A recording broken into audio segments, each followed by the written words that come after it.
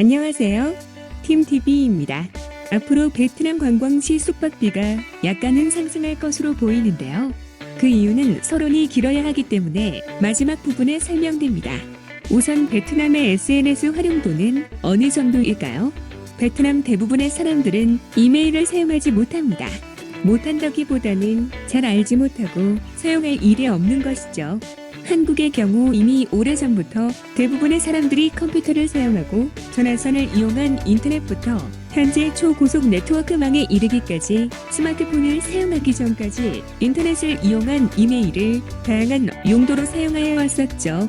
또한 간단한 파일 등을 전송하기 위하여 네이트온과 같은 메신저를 사용하였습니다. 즉, 한국은 이미 오래전부터 인터넷이 보급되고 인터넷을 사용하기 위한 컴퓨터와 사용 효율을 높여주는 다양한 프로그램들을 이용할 수 있었습니다.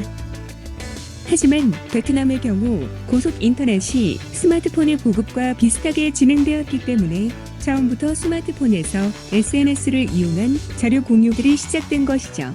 이러한 이유로 베트남 사람들은 이메일을 잘 사용하지 않는데요. 그렇다면 당연히 저희보다 활용도가 낮을까요? 절대 아닙니다. 특히 베트남은 페이스북을 많이 사용하는데요. 페이스북의 경우 어플 구동 자체가 다른 어플리케이션에 비하여 가볍기 때문에 한국보다 인터넷 속도가 조금 느린 베트남에서 사용하기에 더 원활한 것이죠. 따라서 베트남에서의 디지털 마케팅은 필수적인 부분인데요. 2020년 한 해 베트남 디지털 마케팅의 시장 규모는 약 2억 9천만 달러였습니다. 베트남 인구의 67% 정도가 SNS를 이용한다고 알려졌는데요. 베트남 기업들은 페이스북, 유튜브 등의 SNS 마케팅이 기업 홍보에 도움이 된다고 답했습니다. 베트남의 스마트폰 등록 대수는 인구의 150%인 약 1억 4,600만 대 정도인데요. 2020년 1월 기준 베트남에서 SNS를 이용하는 인구는 약 6,500만 명 정도입니다. 지난해 기업이 가장 선호한 광고 전략은 SNS를 활용한 광고와 검색 광고 마케팅이었는데요. PC 사용자에 대한 디지털 마케팅은 2017년 이후 꾸준히 감소하는 반면 모바일 기기 이용자에 대한 점유율은 점점 증가하고 있습니다. 현재 SNS 플랫폼에 광고를 하는 베트남 기업의 비중은 70%에 달하는데요. 82%의 기업은 SNS를 가장 인기 있는 마케팅 플랫폼으로 선정하였습니다.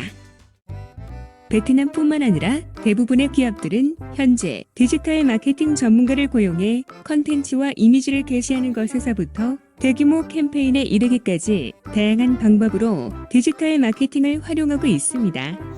그렇다면 베트남에서는 어떤 어플들이 많이 사용될까요? 가장 많이 사용되는 SNS는 페이스북인데요. 인스타그램과 젤로도 많이 사용되지만 압도적으로 페이스북의 사용률이 높습니다. 또한 검색 엔진으로는 한국에서는 오래전부터 네이버나 다음 등과 같은 한국 자체 검색 엔진들이 개발되어 사용되고 있지만 베트남에서는 94.4%의 점유율로 구글이 사용되고 있습니다. 이러한 이유로 기업들은 유튜브 기업 계정이나 인스타그램 비즈니스 계정을 사용하고 있죠. 또한 베트남 사람들은 TV나 PC를 사용하기보다는 스마트폰과 같은 모바일 기기를 이용한 미디어, 정보 활용 및 검색에 훨씬 더 익숙합니다. 이처럼 베트남은 스마트 기기의 보급과 함께 네트워크가 발전하면서 대부분의 사람들이 SNS를 사용하고 상업적인 도구로 이용하고 있습니다. 하지만 앞으로 구글이나 페이스북과 같이 베트남 내에 고정된 사업장을 두고 있지 않은 사업자도 세무총국의 전자포털을 통해 세금을 전자 납부해야만 합니다. 재정부가 최근 조세관리법 시행령 일부 조항을 개정해 최근 입법 예고한 초안에 따르면 베트남 내 고정된 사업장을 두고 있지 않더라도 베트남에서 계속 영업활동을 하고 있는 해외 전자상거래 업체나 디지털 기반 사업자도 베트남에 정상적으로 사업장을 가진 기업으로 간주한다고 합니다. 이에 따라 구글, 페이스북, 유튜브 등의 해외 디지털 기업들은 세무총국이 제공하는 전자포털에서 사업자 신고와 함께 거래 내역을 등록해야 합니다. 또한 외국 기업은 10자리 세금 코드가 제공됩니다. 현재 베트남에는 구글, 유튜브, 페이스북을 비롯해 넷플릭스, 아고다, 부킹닷컴 등의 다수의 해외 디지털 기업들이 연간 수십억 달러의 매출을 올리고 있으나 납세 의무는 제대로 이행하지 않아 당국이 해외 사업자들에 대한 조세 관리를 강화해왔습니다. 세무총국에 따르면 해외 전자상거래 사업자들이 자진신고로 납부한 세수는 2018년 8천억 동, 2019년 1조 동에 달했다고 합니다. 그러나 자진신고한 사업자는 대부분 개인이었고 거대 사업자들은 대부분 납세를 회피해 이들에 대한 조세 관리를 더 강화해야 한다는 전문가들의 의견을 반영해 이번 시행령 개정안을 마련하게 됐다고 합니다. 여러분들은 해외여행을 가실 때 특히 자유여행이라면 숙박 예약은 어떻게 하시나요? 많은 사람들이 부킹닷컴이나 아고다와 같은 어플을 이용하여 호텔들의 정보를 확인하고 예약을 하게 됩니다. 당연히 숙박 관련 어플리케이션을 관리하는 회사는 숙박업체로부터 수수료를 받겠죠. 그런데 실제 사업장이 있는 해당 국가에서 수수료에 대한 세금을 납부하고 있었다면 베트남에서도 추가적으로 납부를 해야 하는 상황인 것입니다. 그만큼 당연히 수수료는 더 올라갈 것이고 그 부담은 결국 개인이 받게 되는 것이죠.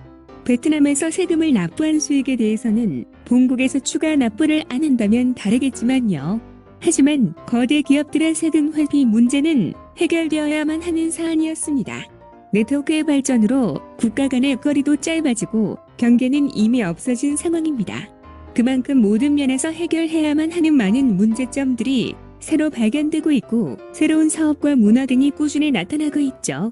많은 사람들이 베트남은 수많은 부당함이 존재한다고 합니다. 하지만 멈춰있지 않고 꾸준하고 빠르게 발전하는 국가이기도 하죠. 빠르게 변하는 곳에는 많은 문제점들이 존재하기도 하지만 그 변화에 따라가지 못한다면 더 큰 손해를 보기도 하죠. 이상 팀TV였습니다. 감사합니다.